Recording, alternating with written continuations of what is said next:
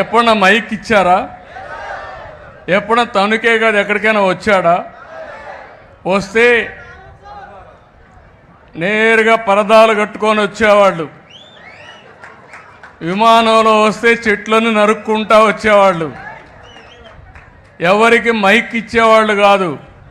మీరెక్కడో కూర్చుంటే వాళ్ళు ఎక్కడో కూర్చునేవాళ్ళు, ఆకాశంలో ఉండేవాళ్ళు. ఇది ప్రజాప్రభుత్వం. ప్రజలు ఏమి చెప్పినా విని పరిపాలనలో సంస్కరణలు తేవాలని ఏకైక ధ్యేయంతోనే ఈరోజు నేను మీ ముందుకు వచ్చానని చెప్పి కూడా నేను మీకు తెలియజేస్తున్నా. ఈరోజు ఇంత మునిపి అడిగారు కొన్ని విషయాలు. మీరు కూడా ఆర్థిక పరిస్థితులు కూడా ఈ రాష్ట్రంలో ఎట్టున్నాయంటే 10 లక్షల కోట్ల రూపాయల అప్పు, దానికి వడ్డీ కట్టాలి, అప్పు తీర్చాలి, సంపాదించాలి, మీ కష్టాలు తీర్చాలి. ఈరోజు అందుకే నేను చెప్పాను, అభివృద్ధి, సంక్షేమం, సుపరిపాలన, ఈ 3 ద్వారా ఈ రాష్ట్రాన్ని ముందుకు తీసుకుపోయే కార్యక్రమాన్ని చేశాం. ఈరోజు మీరందరూ ఉన్నారు. నేను 4వసారి ముఖ్యమంత్రి.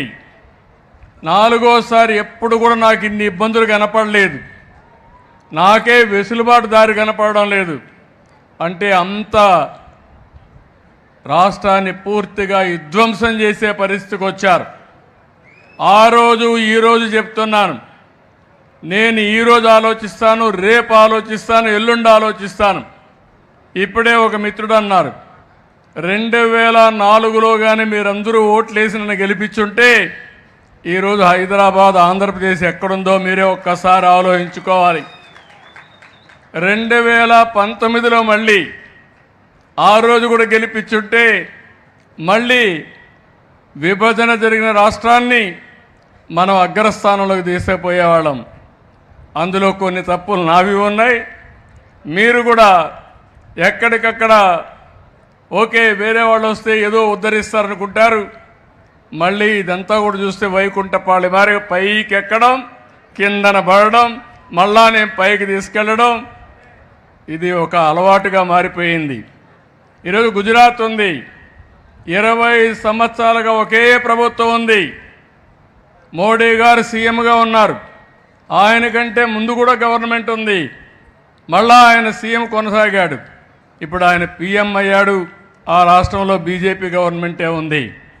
దానివల్ల లాభం ఏంటని మీరు ఒక్కసారి ఆలోచిస్తే, ఎప్పుడైతే కంటిన్యూగా ఒక ప్రభుత్వం ఉంటే పనులు కూడా స్థిరత్వంగా జరుగుతాయి. దానివల్ల అభివృద్ధి కూడా సుస్థిరంగా ఉంటుంది. ఈ విషయం మనందరం గుర్తుపెట్టుకోవాల్సిన అవసరం ఉంది. నేను ఇక్కడ ఎవరికి సమస్యలు లేవన్నాం, చాలా సమస్యలు ఉన్నాయి.